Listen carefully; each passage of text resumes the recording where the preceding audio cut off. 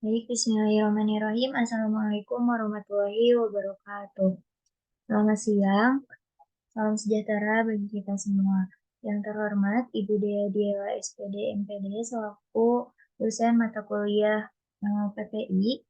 Di sini kami akan memaparkan draft artikel yang berjudul Pengaruh Model Pembelajaran Game-Based Learning terhadap keaktifan belajar siswa pada materi ekosistem di SMAN Negeri 2 Tasikmalaya.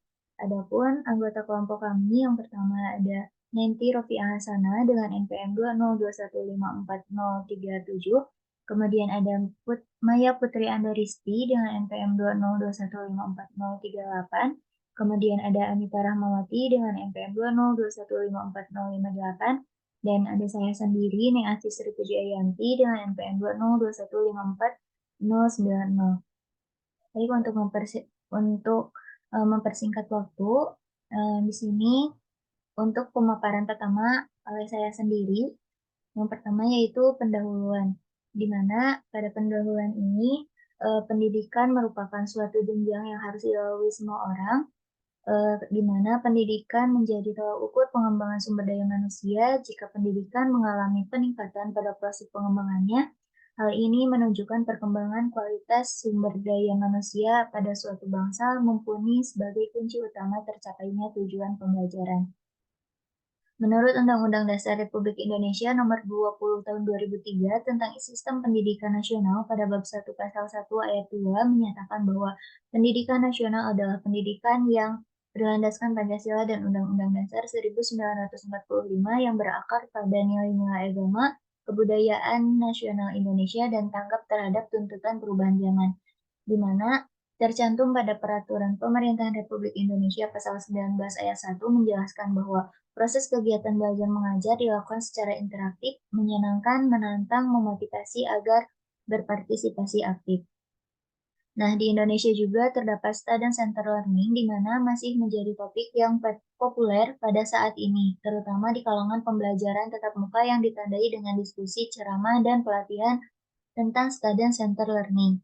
Nah, adapun sistem pembelajaran yang dilaksanakan pada pelajaran biologi di SMAN 2 Tasikmalaya masih menggunakan model pembelajaran yang konvensional, yaitu menyampaikan materi masih berpusat pada guru dengan menggunakan metode ceramah.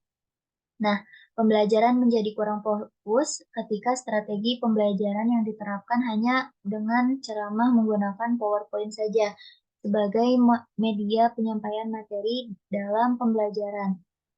Nah, kemudian sebagai penunjang pembelajaran guru perlu menggunakan model pembelajaran yang menyenangkan sehingga dapat mengakibatkan minat peserta didik dalam memahami pembelajaran yang disampaikan oleh guru.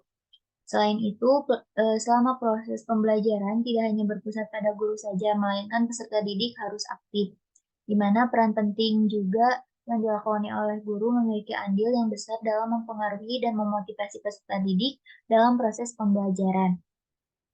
Nah, adapun pada penelitian terdahulu, yaitu game-based learning, dapat meningkatkan minat dan hasil belajar.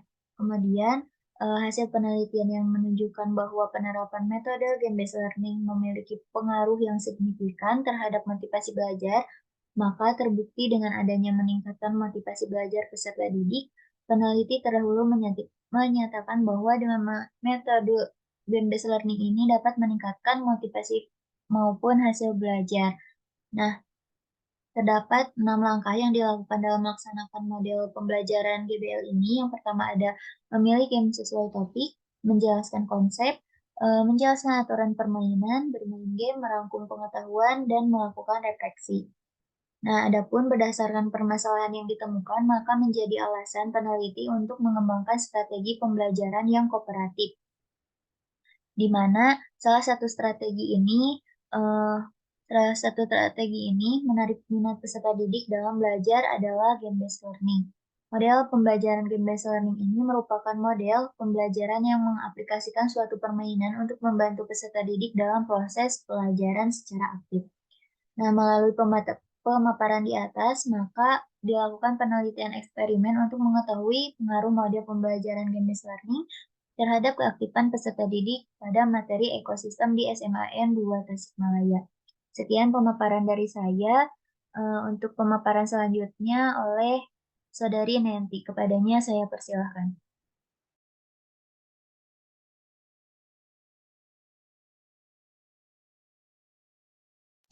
Baik, terima kasih kepada moderator atas kesempatannya. Di sini saya akan menyampaikan terkait dengan metode yang digunakan. Penelitian ini merupakan penelitian kuantitatif, pendekatan kuantitatif dengan metode penelitian eksperimen. Adapun metode penelitian eksperimen adalah metode penelitian yang digunakan untuk mencari pengaruh, treatment, atau perlakuan tertentu. Maka dari itu, metode yang digunakan dalam penelitian ini adalah metode eksperimen untuk mencari pengaruh game-based learning dengan strategi Teams game turnamen dan dibandingkan dengan kelompok kontrol yang melakukan pembelajaran secara konvensional atau metode ceramah. Jenis metode yang digunakan dalam penelitian ini adalah kuasi eksperimental. Desain penelitiannya yaitu non-equivalent control group design dengan rincian terdapat kelas kontrol dan eksperimen yang keduanya sama-sama diberikan pretest dan posttest, namun perlakuan hanya diberikan pada kelas eksperimen saja. Penelitian ini dilakukan pada bulan November 2023 semester ganjil di kelas 10, tepatnya di SMA Negeri 2 Tasikmalaya. Adapun populasinya adalah siswa kelas 10 dari kelas 10 1 sampai kelas 10 12 di SMA Negeri 2 Tasikmalaya dengan total 432 siswa. Adapun untuk sampelnya yaitu purposive sampling tekniknya, data yang diambil dari kelas 10-10 dengan jumlah 36 siswa dan kelas 10-3 dengan jumlah 36 siswa juga. Penelitian menggunakan non-equivalent control group design ini hampir sama dengan pretest post-test. Dengan prosedur yang kami gunakan yaitu pertama kami melakukan observasi terlebih dahulu untuk mengetahui bagaimana aktivitas guru saat mengajar dan bagaimana karakteristik peserta didik. Lalu kami memberikan pretest sebelum pemberian perlakuan. Setelah itu diberikan perlakuan melalui proses pembelajaran dan memberikan proses pada kedua kelas tersebut. Dan kami juga melakukan dokumentasi selama pelaksanaan penelitian. Berikutnya ada instrumen penelitian yang digunakan untuk validitas dan reliabilitas instrumen. Kami menggunakan lembar observasi dengan kisi-kisi variabel untuk keaktifan siswa, dimulai dari visual activities yang memperhatikan penyampaian materi oleh guru. Jadi di sana kami memperhatikan aktivitas siswa, khususnya semua yang termasuk ke dalam variabel hingga emotional activity atau semangat tidaknya siswa mengikuti pembelajaran. Berikutnya ada juga lokasi yang kami gunakan. Di sini kami cantumkan tabelnya. Slide berikutnya. Nah, untuk tabelnya kami berikan skor dan karakterisasi di setiap indikator yang tercantum. Adapun untuk visual activities, memperhatikan penyampaian materi oleh guru, siswa akan diberikan skor 1 sungguh-sungguh, kemudian dengan antusias, dengan cermat, dan dengan fokus.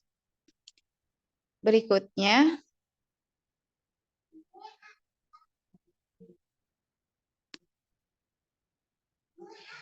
untuk berikutnya, ada teknik analisis data. Kami menggunakan analisis deskriptif untuk menjelaskan, memberikan gambaran yang jelas terkait data yang diperoleh. Kemudian kami juga menggunakan statistik inferensial mulai dari uji normalitas, uji homogenitas, dan uji hipotesis. Demikian yang dapat saya sampaikan, dikembalikan lagi kepada moderator. Terima kasih. Baik, terima kasih kepada Nanti yang sudah memaparkan mengenai metode. Untuk selanjutnya, kepada Saudari Melia, saya persilahkan. Baik, terima kasih kepada moderator atas kesempatannya. Untuk selanjutnya itu mengenai hasil. Nah, untuk data awal sebelum eksperimen, kami itu melakukan perlakuan pada kelas eksperimen dan kelas kontrol dilakukan berupa pretest terlebih dahulu. Adapun untuk hasil pretest pada kelas kontrol dan juga eksperimen, untuk kelas eksperimen nilai terendahnya ada 0, nilai tertingginya yaitu 80, nilai rata-ratanya 52,258, dan jumlah nilai keseluruhan ada 1.620. Sedangkan untuk kelas kontrol, nilai terendahnya yaitu 0, nilai tertingginya 67, nilai rata-ratanya 31,28, dan jumlah nilainya yaitu 1001. Nah, untuk data akhir, setelah eksperimen, kami melakukan eksperimen itu pada kelas eksperimen menggunakan model GBL, dan untuk kelas kontrolnya itu model pembelajaran secara konvensional. Adapun hasil post-testnya, nilai terendah pada kelas eksperimen ada 0, nilai tertingginya 100, nilai rata-ratanya 80, dan jumlah nilai keseluruhan 2.480. Sedangkan pada kelas kontrol, nilai terendahnya 0, nilai tertingginya 100, nilai rata-ratanya 85, dan jumlah nilai keseluruhannya itu ada 2060. Nah, untuk selanjutnya, kami melakukan uji statistik inferensial. Nah, untuk yang pertama itu, kami melakukan uji normalitas, yang mana untuk menemukan apakah data yang digunakan itu berdistribusi normal atau tidak. Nah, kami itu menggunakan uji Kolmogorov-Smirnov dengan software SPSS versi 25. Nah, untuk hasil tes dianggap normal apabila signifikansinya itu lebih besar dari 0,05 dan tidak berdistribusi normal apabila signifikansinya itu kurang dari 0,05.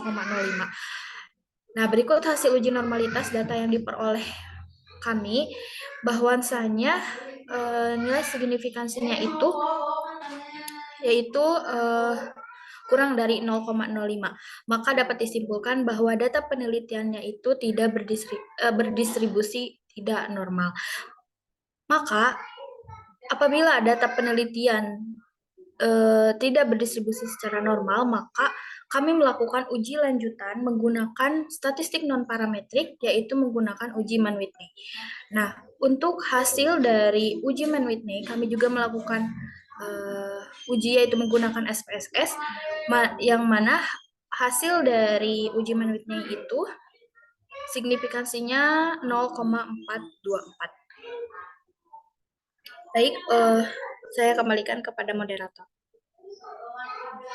Ya, baik. Terima kasih kepada Saudari Maya atas pemaparannya. Untuk selanjutnya yaitu mengenai pembahasan yang akan disampaikan oleh Saudari Anita Rahmawati. Kepadanya saya persilahkan. Baik, terima kasih kepada moderator atas kesempatannya. Di sini saya akan melanjutkan untuk pemaparan draft artikel yang telah kelompok kami susun, yaitu mengenai pembahasan. Nah, sesuai dengan yang telah dipaparkan oleh rekan-rekan saya tadi di atas, berdasarkan kegiatan pembelajaran, kami menggunakan model game-based learning pada materi ekosistem yang dilaksanakan di SMA Negeri 2 Tasikmalaya. Pada kelas eksperimen, kondisi awal sebelum pembelajaran menggunakan metode tanya jawab secara langsung dan memberikan pretest untuk mengetahui pengetahuan awal siswa. Pada pelaksanaan pretest, siswa fokus menjawab pertanyaan dalam durasi waktu 10 menit. Berdasarkan tabel 3 di atas, menunjukkan bahwa siswa yang mendapatkan nilai terendah yaitu 0 sebanyak 5 orang. Hal ini menunjukkan bahwa siswa tersebut tidak memiliki pengetahuan awal mengenai materi ekosistem. Siswa yang mendapatkan nilai tertinggi yaitu 80 sebanyak 11 orang. Hal ini menunjukkan bahwa terdapat siswa yang sudah memiliki pengetahuan dasar mengenai ekosistem. Nah, sedangkan pada kelas kontrol dengan penyampaian materi secara konvensional atau ceramah memperoleh nilai pretest terkecil sebanyak 11 orang. Hal ini menunjukkan bahwa cukup banyak siswa yang belum memiliki pengetahuan dasar terkait materi yang akan disampaikan. Adapun dengan nilai tertinggi pada kelas kontrol yaitu 67 sebanyak 2 orang. Kelas kontrol menunjukkan bahwa lebih banyak siswa yang belum memiliki pemahaman dasar mengenai ekosistem. Eksperimen yang dilakukan pada kelas 10-10 atau kelas eksperimen dimulai dengan pembukaan dan mengikuti sintaks model pembelajaran game-based learning yang terdiri dari 6 sintaks yang sesuai yang sudah dipaparkan oleh rekan saya tadi di atas oleh Neng Asti. Yang pertama ada memilih game sesuai topik. Nah, pada pemilihan game ini dilakukan oleh guru sehingga saat masuk ke kelas game sudah siap dilaksanakan. Sintaks yang kedua yaitu menjelaskan konsep. Penjelasan dilakukan dengan menjelaskan konsep terlebih dahulu. Peserta didik akan menjadi lebih terarah dalam bermain game tersebut. Yang ketiga, sintaksnya adalah menjelaskan aturan permainan. Nah, nanti guru menyampaikan aturan bersama-sama dengan peserta didik agar peserta didik disiplin dan bertanggung jawab atas tindakannya. Sintaks yang keempat yaitu bermain game. Untuk game yang digunakan pada kelas eksperimen ini adalah game berburu ubur-ubur. Pada setiap ubur-ubur terdapat rangkaian soal yang berkaitan dengan materi. Siswa nanti harus menyelesaikan terlebih dahulu satu soal, kemudian setelah mengerjakan satu soal baru bisa mengambil soal berikutnya. Nah, hal ini dapat mendorong aktivitas siswa dalam proses pembelajaran. Sintaks yang kelima ada merangkum pengetahuan. Setelah selesai bermain, guru menugaskan kepada peserta didik untuk merangkum pengetahuan yang mereka dapatkan setelah bermain game tersebut.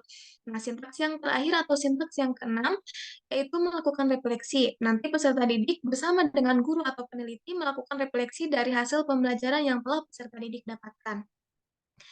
Nah, selama pembelajaran berlangsung, peneliti melakukan penilaian terhadap keaktifan siswa. Hal ini dilakukan untuk mengukur indikator ketercapaian tujuan pembelajaran. Setelah selesai pembelajaran, diberikan perlakuan post-test yang menunjukkan hasil berbeda antara kelas kontrol dan kelas eksperimen. Berdasarkan tabel 2, pada hasil post-test pada kelas kontrol terdapat nilai terendah yaitu 0 sebanyak 12 siswa dan nilai tertinggi diperoleh 100 sebanyak 10 orang. Pada kelas eksperimen menunjukkan hasil post-test nilai terendah sebanyak 6 orang dan nilai tertinggi sebanyak 12 orang. Terdapat perbedaan yang jelas antara kelas kontrol dan kelas eksperimen. Pengetahuan yang dimiliki oleh setiap siswa berbeda dibuktikan dengan hasil tes yang telah dilakukan. Nah, berdasarkan hasil analisis data, menunjukkan bahwa data yang diperoleh tidak berdistribusi secara normal, sehingga dilanjutkan dengan statistik non-parametrik yaitu uji Mann-Whitney U. Nilai signifikansi yang diperoleh sebesar 0,424 yang menunjukkan bahwa nilai tersebut lebih dari 0,05. Syarat agar hipotesis dapat diterima adalah nilai signifikansi yang dihasilkannya yaitu harus kurang dari 0,05. Maka dapat disimpulkan, berdasarkan hasil eksperimen yang dilakukan, menunjukkan tidak ada pengaruh game-based learning terhadap aktivitas siswa. Sekian materi yang dapat saya paparkan. Selanjutnya saya kembalikan kepada moderator. Ya, baik. Terima kasih kepada Saudari Anita Rahmawati yang sudah memaparkan mengenai pembahasan. Adapun untuk kesimpulannya, dari kesimpulan draft artikel yang kami rangkai, untuk kesimpulannya, berdasarkan hasil penelitian dan pembahasan, dapat disimpulkan bahwa tidak terdapat pengaruh yang positif dan signifikan antara game-based learning terhadap keaktifan siswa di SMA Negeri 2 Tasikmalaya dengan nilai signifikan yang dihasilkan berdasarkan analisis data sebesar kurang dari 0,05. Mungkin sekian pemaparan dari kami. Mohon maaf apabila terdapat kata yang kurang berkenan. Sekian. Wassalamualaikum warahmatullahi wabarakatuh.